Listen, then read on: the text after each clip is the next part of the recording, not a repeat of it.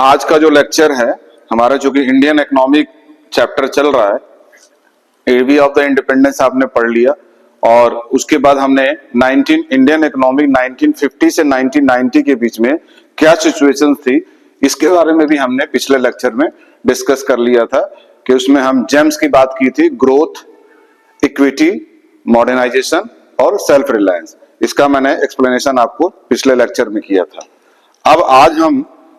अब हमें Indian economic में 1950 से लेके 1990 तक तीन सेक्टर को डिवाइड किया हमने, एग्रीकल्चर, इंडस्ट्रीज और फॉरेन ट्रेड। ये क्या सिचुएशन क्या थी और इसको कैसे, क्या क्या इसके लिए प्रॉब्लम्स थी और कैसे गवर्नमेंट ने इस चीज को सॉल्व किया, क्या एक्सपेक्टेशन थी, कैसे इसको सही किया जा सके ताकि हमारी इंडियन इकोनॉमी की ग्रोथ हो सके। तो सबसे पहले आज का जो टॉपिक है, हम एग्रीकल्चर सेक्टर को लेंगे। इसको अच्छी तरह से समझिए। एग्रीकल्चर सेक्टर में सबसे पहले हम अपने प्रॉब्लम फीचर्स को लेंगे कि क्या क्या हमारे एग्रीकल्चर सेक्टर में प्रॉब्लम्स थी जिसके वजह से हमारी इकोनॉमिक आगे नहीं बढ़ पा रही थी। अंग्रेजों ने जिस कंडीशन में हमें छोड़ के गए, उसके बाद हमें किस चीज का सामना करना पड़ा हमारी इकोनॉमी को, हमारी अर्थव्यवस्था को, उसके फीचर्स के बारे में हम बात करेंगे। What are the problems of agriculture in 1950 to 1990, at the time of specially 1950। पहला अगर आपने पढ़ा था, पहला प्रॉब्लम थी लो प्रोडक्टिविटी। इसको अगर हम अलग से बहुत चर्चा नहीं करेंगे, ऑलरेडी पिछली क्लास में बता चुके हैं कि लो प्रोडक्टिविटी के क्या क्या रीजन थे भाई। Lack of irrigation, lack of facility, lack of technology, lack of fertilisers, these are the reason. अगर ये सब चीजें नहीं होगी तभी तो प्रोडक्ट नहीं आगे ज्यादा हो पाएगा। ये सारी सुविधाएं, अगर फैसिलिटीज होंगी, ये इंफ्रास्ट्रक्चर आपके पास होंगे, तो आपकी प्रोडक्टिविटी ज्यादा होगी। तो these are the main reason for the low productivity. अगर हम एक पॉइंट एग्रीकल्चर को ये देखें। दूसरा प्रॉब्लम थी डिसगाइज्ड अनएम्प्लॉयमेंट। अब डिसगाइज वर्ड यहां पर ध्यान दीजिएगा। डिसगाइज का मतलब क्या होता है? डिसगाइज का मतलब होता है धोखा देना या हिडन, जिसको हम एक दूसरे नाम से भी जानते हैं। ये डिसगाइज्ड अनएम्प्लॉयमेंट को हम हिडन अनएम्प्लॉयमेंट के नाम से भी जानते हैं।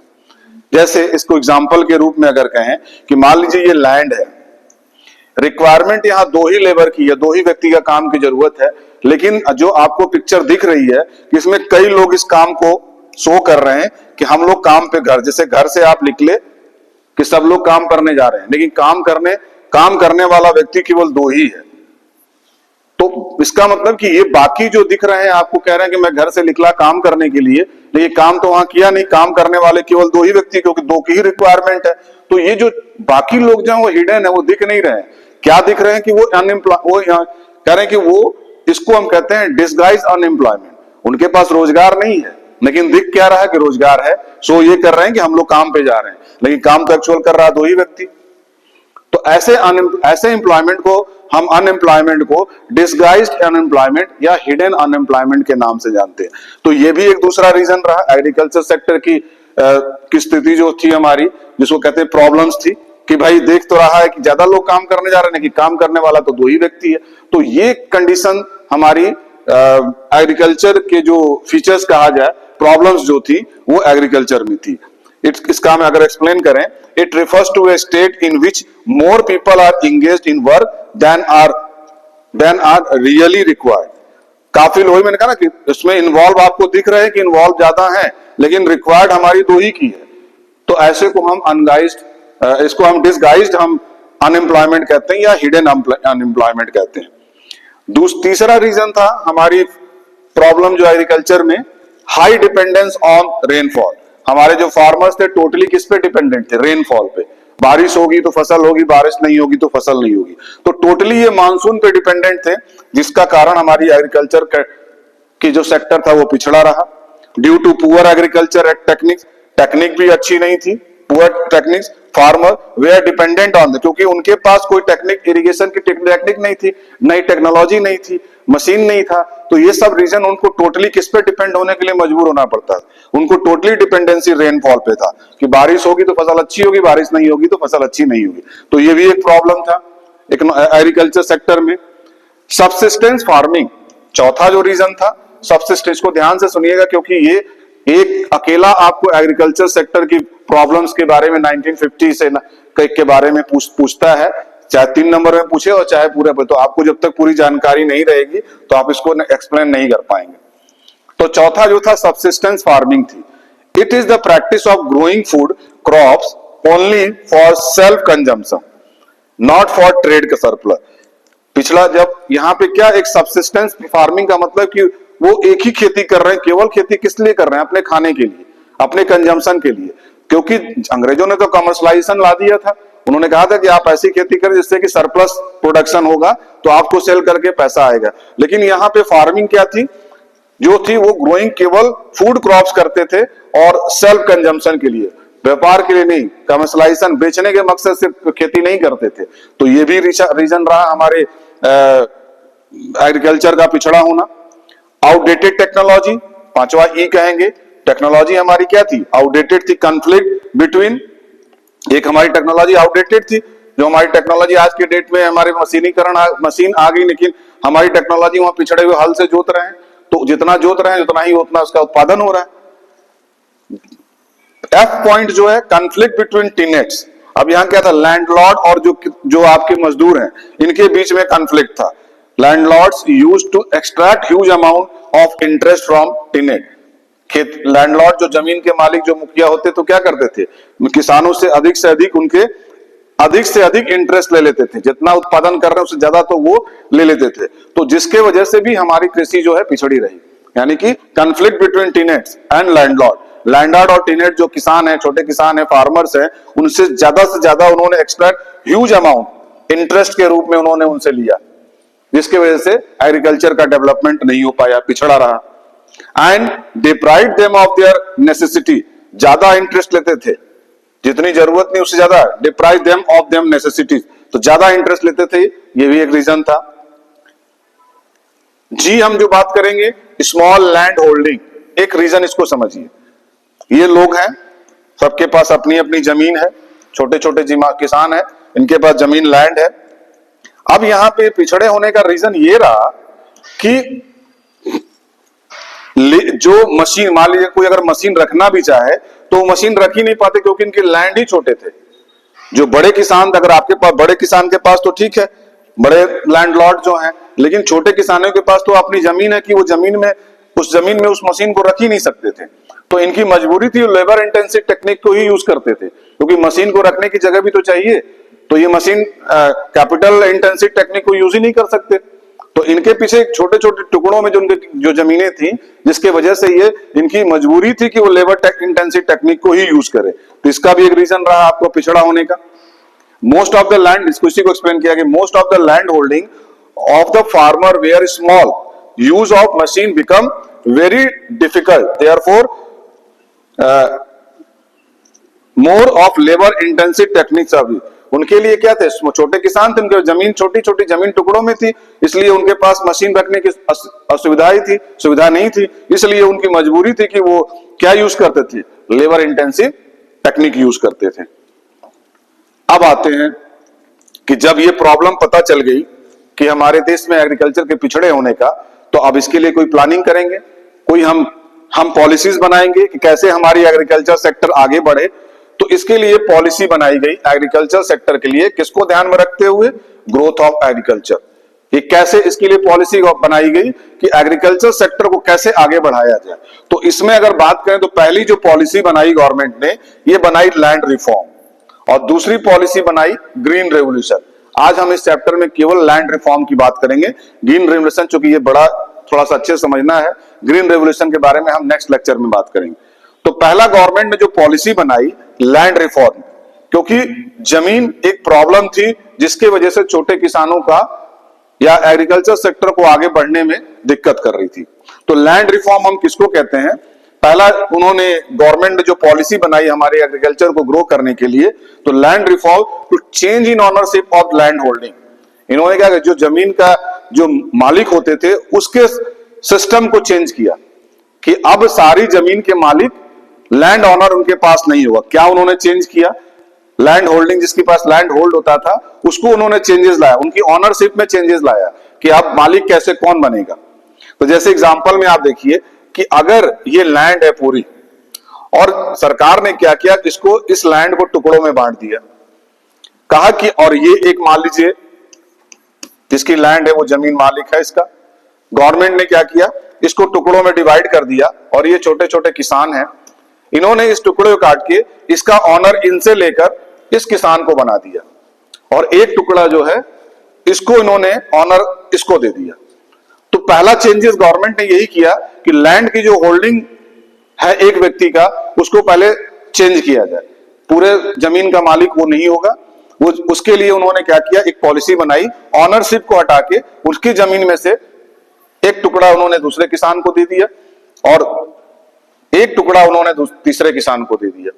तो ये आपको समझ में आया कि पहला उन्होंने क्या चेंजेस लाया, लैंडलॉर्ड की होल्डिंग जो है, लैंड होल्डिंग जो थे उस पर उन्होंने काम किया कि जमीन का ऑनरशिप ही जो दूसरे को डिवाइड कर दिया। अब जब ये किया और दूसरा इसने इसी के अंदर लैंड रिफॉर्म के अंदर उन्होंने पहला क्या किया, abolition of intermediaries middle man जमींदार।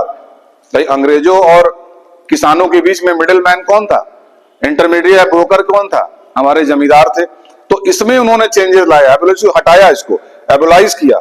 Indian government took various step by to abolish the intermediaries and the make small cultivator the owner of land. सरकार ने पहला काम किया, एबोलिशन की लाया, किसमें, इंटरमीडिएट जमींदारों के हो उनको पहले वहां से हटाया और टू मेक स्मॉल कल्टीवेटर, पहले क्योंकि कल्टीवेटर अपने को यही कहते थे, उन्होंने छोटे कल्टीवेटरों में डिवाइड किया। जब जमीन का उन्होंने मालिक बना दिया तो कल्टीवेटर उसके वो हो गए और ऑनर ऑफ लैंड, और लैंड का उन्होंने क्या किया, ऑनर उनकी ऑनरशिप को हटाकर दूसरे किसान, छोटे किसानों को ऑनर बना दिया। तो फार्म, इसको अगर हम कहा है owner of land, small cultivator कौन थे, फार्मर कहिए या आप टीनेट कहिए या टिलर कहिए, सब एक ही नाम है, ये छोटे किसानों को ही कहते हैं। फार्मर कहिए, टीनेट का मतलब ही फार्मर हुआ और टिलर का मतलब ही फार्मर, कहीं कहीं किताबों में ये आता है। और अगर क्वेश्चन ये टिलर पूछ दे तो आप कंफ्यूज मत होइएगा कि नहीं ये क्या तो सिलेबस के बाहर का है। टिलर दे चाहे टीनेट दे चाहे फार्मर दे, यहाँ सभी चीजों का मतलब किसान से ही है। तो छोटे छोटे जो किसान होते थे उसको इन नाम से भी जाना जाता है, फार्मर से, और एग्जाम में आता है, जरूरी नहीं है कि फार्मर वर्ड आएगा तभी आप उसको लिखेंगे, पीजेंट भी आ सकता है, किसान को भी किसको कहते हैं। तो ये सारी चीजें, तो गवर्नमेंट ने क्या किया कि ये चीजें स्मॉल कल्टीवेटर को उनके उस जो लैंड इनके पास होल्डिंग थी उनसे लेके इनको जमीन दिया और स्मॉल कल्टीवेटर के रूप में उनका ऑनर बना दिया। ठीक, अब the abolition of intermediate brought about, और इससे क्या हुआ, करीब 200 लाख, मतलब 200 लाख का मतलब कि 2 crore farmers into direct contact with government. करीब 2 लाख किसान जो हैं अब किसके कॉन्टैक्ट में आ गया, अब सीधे डायरेक्ट गवर्नमेंट के कॉन्टैक्ट में आए। पहले क्या था कि लैंड जो ऑनर थे या लैंडलॉर्ड जो होते थे उनके पास जमीन होती थी, उस पे ये काम करते थे और अपना वो इंटरेस्ट ज्यादा लेते थे, उनको ना के बराबर देते थे। तो सरकार ने क्या किया, जब ये एबोलिशन इंटरमीडिएटरीज को हटाया, एबोलाइज किया, तो सरकार ने क्या किया, सरकार और किसान के बीच का डायरेक्ट संबंध हो गया। करीब 200 लाख का मतलब कि तब का 2 करोड़ फार्मर जो थे डायरेक्ट किसके कॉन्टैक्ट में आ गए, गवर्नमेंट के कॉन्टैक्ट में। अब गवर्नमेंट इस सब चीज को डील करेगी। Ownership right granted to tenants gave them to the incentive to increase output. सरकार ने क्या किया, ये अधिकार दे दिया इन टीनेट्स को, इस टिलर को, ये फार्मर को, कि इंसेंटिव के रूप में अगर आप मान लीजिए आपको जमीन मिल जाए और आपको कह दिया कि इस पे काम करना, ये जमीन आपकी है, तो आपका क्या होगा, आपका जो प्रोडक्शन कैपेसिटी वो बढ़ जाएगा। आप वही कह रहे दूसरे के यहाँ काम कर रहे हैं तो आपकी प्रोडक्शन, क्योंकि आप बड़े निराश है कि ये जमीन तो मेरी है नहीं, उस हिसाब से काम कर रहे हैं। लेकिन जब आपको सरकार कहती कि अब आप इसके ऑनर हो, अब आप इसके मालिक हो, तो आपका प्रोडक्शन क्या होगा, ऑटोमेटिकली बढ़ जाएगा। अब उसी को इंसेंटिव के रूप में दिया, them the incentive to increase output. जब उनको पता चल गया कि अब हम इसके मालिक हैं तो उन्होंने मेहनत करना शुरू किया और उनकी आउटपुट बढ़ गई, इसको इंसेंटिव आउटपुट कहते हैं। और and contributed to the growth in the, और इसका नतीजा क्या हुआ कि एग्रीकल्चर के क्षेत्र में उनका योगदान ज्यादा, वो ग्रोथ करने लगे। ऐसा सरकार ने नियम बनाया कि ऐसा होगा तो नियम से हमारी एग्रीकल्चर जो प्रोडक्ट है वो आगे बढ़ेगी, इसलिए सरकार ने इस तरह की चीजों को कानून बनाया। लेकिन बनाया था कि अच्छा होगा कि अगर हम किसानों की जमींदारों से या लैंड लॉर्ड से अगर जमीन लेकर हम इसका अधिकार छोटे किसानों को दे देंगे तो इससे क्या होगा कि उनका प्रोडक्शन कैपेसिटी बढ़ जाएगी, वो अधिक से अधिक खेत प्रोडक्ट तैयार करेंगे और एग्रीकल्चर के फील्ड में अच्छा करेंगे, अच्छा हमारी ग्रोथ होगी। ये ऐसा सरकार ने सोचा, लेकिन लेकिन ऐसा होता क्या है, हर चीज सोची हुई तो होती नहीं है। However, the goal of the equity was not fully served by abolition of intermediates. इसमें क्वेश्चंस कभी कभी आता है कि क्यों ये पॉलिसी फेल्योर हो गई। अब इसके पीछे आप यही सब चीज लिखेंगे तो, लेकिन सरकार की जो बनाई हुई पॉलिसी थी, जो सोच के उन्होंने बनाया, द गोल ऑफ इक्विटी मैंने कहा कि अकॉर्डिंग टू नीड, इक्वलिटी अलग होता है, इक्विटी अलग होता है। इक्वलिटी मतलब कि सबको बराबर बांट दिया जाए, लेकिन अमीर और गरीब के बीच की समानता को लाने के लिए, कम डिफरेंसेस को लाने के लिए इक्विटी की जाती है। जैसे क्या, अगर गरीब को ज्यादा नीड है तो उसको ज्यादा चीजें प्रोवाइड किया जाए, और जिसके पास है तो उसको कम किया जाए, और ना हो तो उसको ना दिया जाए। तो इक्विटी का मतलब डिफरेंसेस है कि पुअर और रिच को समान रूप से लाया जाए। तो सरकार ने क्या किया, जिस मकसद के लिए इसने बनाया, was not fully abolish of intermediate, ये हटाने से ये चीजें पूरी नहीं हुई, मतलब ये सक्सेस नहीं हुआ। रीजन क्या रहा, क्या what is the reason? Because इसमें in some areas the जमींदार continue to own large area of land by making use of some loopholes in the legislation. एक कानून बना, अब यहां पे जमींदारों ने क्या, इसके बीच का एक कानून की कमियां पा गए, लूपहोल्स पा गए, जिसकी वजह से ये पॉलिसी सक्सेस नहीं हुई। क्या लूपहोल्स पा गए? पहला तो ये पा गए कि जो लैंड ऑनर थे वो क्या, इसमें कुछ कानून की जो लेजिस्लेशन, जिसको हम लूपलाइज इन द लेजिस्लेशन बोलते हैं, कानून में कुछ कमियां मिल गई उनको, उसका वो मौका के फायदा उठाए। क्या उन्होंने किया, इन्होंने क्या किया कि in some cases tenants were evicted and zamindar claim to be self cultivator. उन्होंने क्या किया, छोटे किसानों को भगा दिया और अपने को सिद्ध ये कर दिया कि हम ही कल्टीवेटर, हम ही किसान हैं, हम ही खेती करने वाले हैं। उन्होंने क्या किया कि were evicted and zamindar claim to be self cultivator, उन्होंने अपने को साबित किया, उन छोटे किसानों को डरा धमका के भगा दिया और कहा कि कानून बना है ये, क्योंकि वो उसकी कुछ कमियां पा गए। कहा कि आपको केवल ये शुरू करना है ना, कल्टीवेटर को ही देना है, छोटे कल्टीवेटर को। तो उन्होंने अपने को प्रूव कर दिया कि हम ही छोटे कल्टीवेटर हैं, इसलिए हम ही खेती करेंगे। तो इसलिए उन्होंने छोटे किसानों को हटा दिया। तो मकसद तो सरकार ने इसलिए तो नहीं बनाया था कानून कि आप वही, फिर मतलब क्या रहा? तो उनका तो मकसद था कि छोटे किसान जो एक्चुअली नीड है, इक्विटी वहां लानी थी। तो यहां पे क्या किया, अपने को इन्होंने प्रूव कर दिया कि हम ही छोटे किसान हैं, हम ही खेती करेंगे। तो उन्होंने विक्टिव जमींदार क्लेम टू बी, ये चले गए कोर्ट में और कहे कि हम ही इस कानून छोटे किसान हैं। तीसरा उन्होंने क्या किया, the benefit of abolition did not reach to the benefit of agricultural labourer. इससे क्या हुआ, जो बेनिफिट किसानों को मिलना चाहिए था वो उनको नहीं मिला। तो इसीलिए बेनिफिट ऑफ इस एबोलिशन को, इस लैंड रिफॉर्म्स को के लिए जो एबोलिशन किया गया था गवर्नमेंट के, उससे क्या हुआ, इससे पॉवर्टी, मतलब जो गरीब थे, एग्रीकल्चरल लेबरर थे, उनको कोई फायदा नहीं मिला। तो ये एक तरह से कहा जाए तो ये जो उनकी जो पॉलिसी बनी वो टोटल तरह से फेल होगी।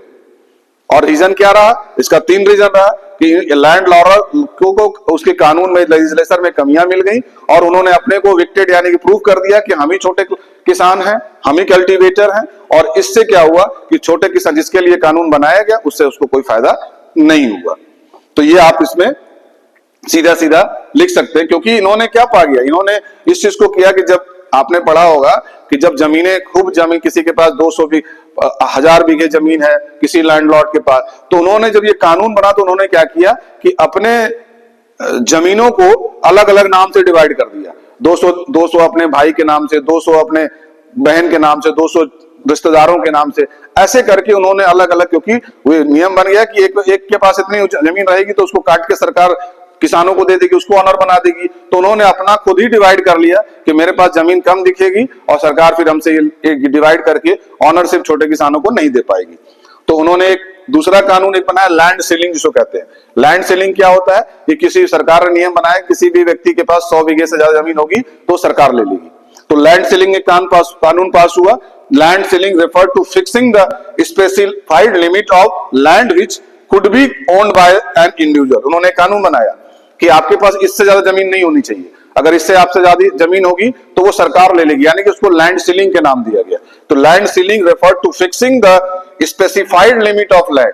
उन्होंने एरिया डिसाइड किया कि इससे ज्यादा जमीन आपको, या एक क्वांटिटी बता दिया कि इससे ज्यादा जमीन आपके पास नहीं हो सकती है। अगर इससे ज्यादा जमीन होगी तो आपको, तो इन्होंने ये क्या किया, लैंडलॉर्ड ने सब इन्हें नियम, ऐसा एक पॉलिसी बनाई, एक चाल चला कि हम सरकार की नजर में हमारे पास जमीन कमी दिखेगी, क्योंकि उन्होंने अपनी जमीन को अपने रिश्तेदारों के नाम से अलग अलग टुकड़ों में रजिस्टर्ड कर दिया, नाम से कर दिया इंडिविजुअल।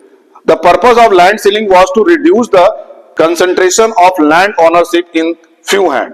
इसका पर्पस था लैंड सीलिंग बनाने का, ताकि कि एक व्यक्ति के हाथ में सारी चीजें, एक कुछ आदमी के बीच के पास ही केवल लैंड ना हो, सभी के पास जमीन हो, ताकि अच्छी खेती हो और अच्छा प्रोडक्शन हो और हमारा एग्रीकल्चर ग्रो करे। लैंड सीलिंग हेल्प इन, एक नंबर के क्वेश्चंस में आता है, लैंड सीलिंग क्यों बनाया गया? इससे हुआ कि to promote equity in agriculture, उसका था कि एग्रीकल्चर के फील्ड में प्रमोट किया जा सके, इसलिए ये लैंड सीलिंग को बनाया गया। तो कभी कभी एक नंबर क्वेश्चन से पूछ देता है कि लैंड सीलिंग क्यों बनाया गया, लैंड सीलिंग का पर्पस क्या था? तो लैंड सीलिंग ने क्या हमारे एग्रीकल्चर सेक्टर को क्या प्रमोट किया? तो उसमें होगा to promote equity in agriculture, agriculture में समानता लाने के लिए ये कानून मदद किया। लेकिन हाउएवर द लैंड सीलिंग, ये इंपॉर्टेंट स्टार लगा लीजिएगा, however the land ceiling legislation was challenged by big landlord, they delay its implementation. ये क्या हुआ, इन्होंने अब जब जिनकी जमीन छिन रही है उनको कहां अच्छा लगेगा, तो उन्होंने सीधे सीधे इसको कोर्ट में इसको किया कि हम इस पे हम कोर्ट जाएंगे, और ये कोर्ट चले गए। तो लैंडलॉर्ड जो कोर्ट चले गए, तो इन्होंने इन कोर्ट जाने का, जानते हैं कि कोर्ट में अगर कोई चीज जाती है तो तुरंत तो फैसला हो नहीं जाता, उसका टाइम लगता है। तो इनकी डिले, इसके वजह से भी ये फेल्योर रहा कि उस लैंड सीलिंग की, या कहिए कि लैंड रिफॉर्म करने में जो कानून बना, उस पे उन्होंने क्लेम कर दिया कि इस पे कानून कोर्ट चले गए, तो जिसके वजह से उसका जजमेंट आने में टाइम डिले होने की वजह से ये चीजें सक्सेस नहीं हुई। तो इसका मेन क्या तब तक वो क्या करे, वैसे ही काम करते रहे, उन्होंने अलग अलग टुकड़ों से अलग अलग नाम से कर दिया, क्योंकि जब तक कानून पास होता, जब तक उसका जजमेंट आता, जिसके वजह से ये जो था land ceiling legislation was challenge by big landlord. Big landlord ने क्या किया, इसको चैलेंज किया कोर्ट में, और कोर्ट ने इस चीज को रिजल्ट आने में, इसका जजमेंट आने में टाइम लगा, जिसकी वजह से ये चीजें सक्सेस नहीं हो पाई। और ये लैंड रिफॉर्म जो था उस समय जो सक्सेसफुल, इसमें कभी कभी पूछ देता है कि किस स्टेट में सबसे ज्यादा सक्सेसफुल रहा, तो land reform was successful in Kerala and West Bengal. ये दो स्टेट में ये लैंड रिफॉर्म्स जो है सक्सेसफुल रहा। तो ये आपके इतनी चीजें थी। अब हम नेक्स्ट चैप्टर क्लास में जब हम शुरू करेंगे ग्रीन रेवोल्यूशन, तो आज एक बार हम फिर इसको रिवाइज कर दें कि हमारे एग्रीकल्चर सेक्टर के पिछड़े होने का रीजन क्या था, what are the reason for not development of agriculture in 1950। तो जैसे प्रॉब्लम, पहले तो हम प्रॉब्लम समझेंगे, क्या प्रॉब्लम फीचर्स थे एग्रीकल्चर के, तो लो प्रोडक्टिविटी, इसमें 6-7 चीजें पॉइंट लिखनी है, अकेला आपको केवल इससे पूछ देगा कि आपका प्रॉब्लम्स क्या थी, what are the problems of agriculture during at the time of 1950, जब देश आजाद हो गया, उसके बाद किस चीज का सामना करना पड़ा, क्या सिचुएशन थी। तो लो प्रोडक्टिविटी, उत्पादन करने की क्षमता कम थी, जिसका रीजन पूछ दे तो lack of irrigation, lack of technology, lack of fertilisers, these are the reason low productivity की। दूसरा रीजन क्या था, डिसगाइज्ड अनएम्प्लॉयमेंट, जिसको हम हिडन अनएम्प्लॉयमेंट भी कहते हैं। डिसगाइज का मतलब कि जो धोखा देना, मतलब जो चीजें हम दिखा कुछ और रहे हैं।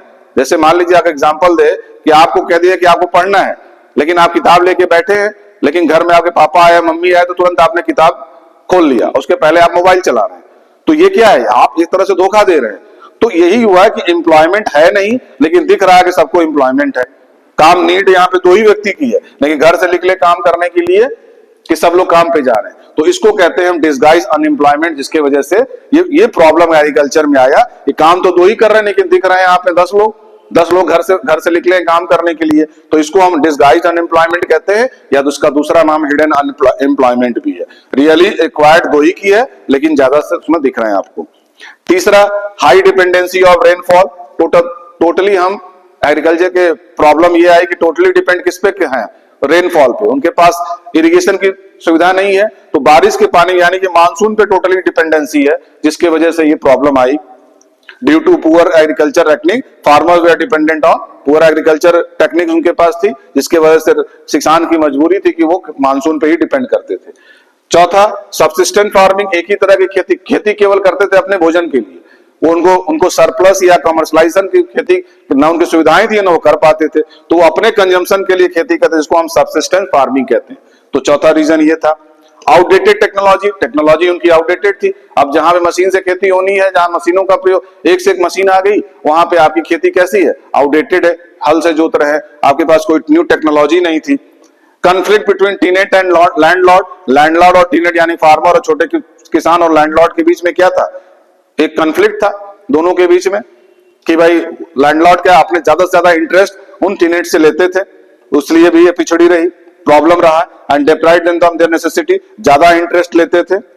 स्मॉल लैंड होल्डिंग यानी किसानों के पास मजबूरी थी लैंड इंटेंसिव टेक्निक को यूज करने का, क्योंकि उनके पास जमीन कम थी। अब ये छोटी सी जमीन में वो मशीन कहां रखेंगे, तो ये एक उनकी प्रॉब्लम थी। स्मॉल लैंड होल्डिंग, छोटे छोटे किसान, उनके पास छोटे छोटे जमीन थी, जिसकी वजह से वो मशीन को रख नहीं सकते थे। जब मशीन नहीं रख पाएंगे तो वो कहां से खेती पर, तो उनके पास कैपिटल इंटेंसिव टेक्निक तो यूज ही नहीं कर सकते, तो इसलिए उन्होंने लेबर इंटेंसिव टेक्निक को यूज किया, जिसकी वजह से ये भी problem I. Most of the farmer क्या, जिनको वही बताया, इसको लिखा है। फिर अब जब ये प्रॉब्लम 5 जो प्रॉब्लम पते चले गए, तो अब सरकार ने क्या किया कि पॉलिसी बनाई कि कैसे इसको ग्रोथ किया जाए एग्रीकल्चर को। तो एग्रीकल्चर को ग्रोथ करने के लिए 2 चीजें उन्होंने पॉलिसी बनाई, एक लैंड रिफॉर्म पॉलिसी बनाई और दूसरा ग्रीन रेवोल्यूशन। तो आज हमने केवल लैंड रिफॉर्म की चर्चा की, जो 6 नंबर में केवल अकेला लैंड रिफॉर्म से आ जाता है। 6 मार्क्स का जब आएगा तो ये पूरा लिखेंगे, लैंड रिफॉर्म में क्या, लैंड रिफॉर्म क्यों हुआ, और दूसरा इसकी लैंड सीलिंग की बात करेंगे कि एबुलाइजेशन, 2 चीज इसमें आएगी, एबुलाइजेशन ऑफ इंटरमीडिएट मिडलमैन और जमींदार, और दूसरा लैंड सीलिंग। इसको पूरा लिखेंगे तो आपको 6 नंबर आएगा, और इसको चाहे तो आप फिगर के द्वारा भी इस चीज को एक्सप्लेन कर सकते हैं, लिखना तो पड़ेगा ही। इसमें क्या किया सरकार ने, लैंड जो एक लैंड होल्डिंग थी लैंड ऑनर के पास, या लैंड लॉर्ड जो थे, जो होल्ड किए थे, उसकी ऑनरशिप को उन्होंने डिवाइड कर दिया, तो छोटे किसानों को उसमें डिवाइड कर दिया। इसमें इनकी जमीन में से कुछ टुकड़ा इस किसान को दे दिया, कुछ टुकड़ा इस किसान को दे दिया। तो ये ऑनर जो है, ये पूरे जमीन के मालिक अब ये नहीं रह गए, अब इनको मालिक केवल इतने के हैं, ये इसका मालिक ये हो गया, इसका मालिक ये हो गया। तो ये एक रिफॉर्म किया लैंड के क्षेत्र में, जमीन के क्षेत्र में। दूसरा, उन्होंने इंटरमीडिएटरी का जो काम करते थे, जो जमींदार तो जो ब्रोकर का काम करते थे, जो बीच की मध्यस्थता करते थे, उसको उन्होंने हटा दिया, एबलाइज कर दिया सरकार ने, और डायरेक्ट अपने नियंत्रण में ले लिया। सारे किसान जो हैं कल्टीवेटर्स के रूप में अब डायरेक्ट नियंत्रण या डायरेक्ट इनका जो कॉन्ट्रैक्ट किसके साथ हो गया, गवर्नमेंट के साथ हो गया। करीब 2 करोड़ पीपल जो फार्मर्स थे, टिनर्स थे, वो सीधे सीधे किसके डायरेक्ट में आ गए, डायरेक्ट किसके, गवर्नमेंट के। अब ये उन लैंड ऑनर, लैंड लॉर्ड जो थे, उनके उसके साथ, इनके हटने की वजह से उनके साथ संबंध खत्म, अब सीधे डायरेक्ट कॉन्ट्रैक्ट हो गया गवर्नमेंट के साथ। इस नियम से बनाने से होगा, इन्होंने ऐसा सोचा। The ownership rights granted to tenants gave them to incentive, जब उनको जमीन मिल गई तो उनकी इंसेंटिव्स बढ़ जाएंगी। सरकार ने यही सोच के बनाया कि अगर हम टुकड़ों में जमीन बांट देंगे तो इससे क्या होगा कि किसान ज्यादा खेती करेगा, वो उसका ऑनर होगा, उसका सबसे ज्यादा इंटरेस्ट उसको मिलेगा, सबसे ज्यादा फायदा मिलेगा। ये सोच के ये कानून बनाया गया, लेकिन ऐसा होता नहीं है जैसा सोचा जाता है, कभी कभी ऐसा नहीं होता है। तो इसके वजह से क्या हुआ कि ये चीजें सक्सेस नहीं हुई, एबुलेशन इंटरमीडिएट हटाने की जो पॉलिसी गवर्नमेंट ने बनाई वो सक्सेस नहीं हुई। उसके रीजन थे ये कि इन्होंने उस कानून में कुछ कमियां पा गए। ये लैंडलॉर्ड जो थे, पुराने जो लार्ज एरिया के जो लैंड ऑनर थे, लैंडलॉर्ड थे, उन्होंने कुछ कानून की लूपलिंग, जिसको लूपलिंग इन द लेजिस्लेशन कहते हैं, कानून में कुछ कमियां पा गए। उन्होंने अपने को सिद्ध कर दिया कि हम ही छोटे किसान हैं, इसलिए क्योंकि वो छोटे किसानों को डरा धमका के भगा दिए और अपने को विक्टिम मतलब प्रूफ कर दिया, क्लेम किया कि हम ही कल्टीवेटर हैं, और जिसके वजह से कानून बनाया गया उन छोटे किसानों को फायदा नहीं मिला, इसलिए ये कानून फेल्योर रहा। और लैंड सीलिंग, इन्होंने, गवर्नमेंट ने एक चीज और किया कि लैंड एक व्यक्ति के नाम से इतनी जमीन नहीं होनी चाहिए, तो उसके भी इन्होंने इसका उपाय ढूंढ लिया। उन्होंने अपनी जमीन को अपने रिश्तेदारों के नाम से कर दिया। सरकार ने कह दिया कि मान लीजिए 100 बीघे से ज्यादा किसकी जमीन होगी तो सरकार ले लेगी। अब सरकार लेके उसको जैसे भी यूज करे, किसानों को बांटे या अपने भी यूज करे। तो सरकार ने जब ऐसा नियम बनाया तो उन्होंने अपने अपने लैंड, जो बड़े बड़े जो जमींदार थे, जो उनके पास जमीन के मालिक थे, उन्होंने क्या किया कि अपनी जमीनों को बंटवारा कर दिया, यानी कि नाम से, ऑन पेपर है उन्हीं के पास, लेकिन उन्होंने अलग अलग नाम से, रिश्तेदारों के नाम से, भाई के नाम से, बहन के नाम से, अलग अलग नाम से कर दिया, ताकि ये चीजें, ऑनरशिप उन्हीं के पास है लेकिन पेपर पे उन्होंने चीजों को ऐसा किया। तो सरकार की यहां भी चीजें नहीं हो पाई। The purpose of land ceiling was to reduce, उसका गवर्नमेंट का लैंड सीलिंग का पर्पज क्या था कि ये जो एक व्यक्ति के हाथ में सारे लैंड ऑनरशिप है वो हट जाए, वो कम हो जाए, रिड्यूस हो जाए, वो कुछ लोगों के भी land ownership in few hands के रूप में ना रहे। और इसका पर्पस क्या था? सरकार की लैंड सीलिंग को बनाने का, to promote equity in agriculture, agriculture में इक्विटी लाने के लिए इनका मेन पर्पस था। लेकिन ऐसा चीजें होने के लिए ये लोग कोर्ट चले गए, जिसके वजह से डिले हुआ, जजमेंट आने में डिले हुआ।